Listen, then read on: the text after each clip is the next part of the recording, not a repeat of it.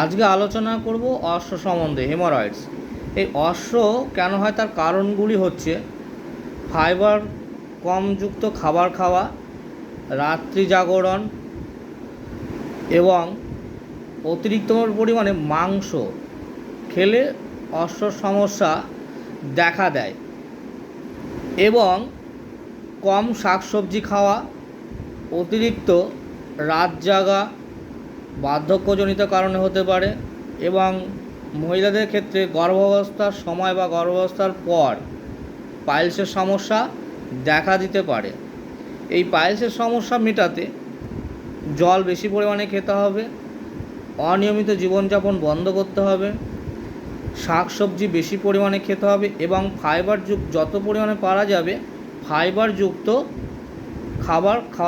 খাবার খেতে হবে। এবং হোমিওপ্যাথিতে কিছু ওষুধ আছে যেগুলো খেলে অশ্বর সমস্যা কমে যায়, যেমন র্যাটেনহিয়া 200, এসকিউলাস হিপ মাদার, অ্যালোজ।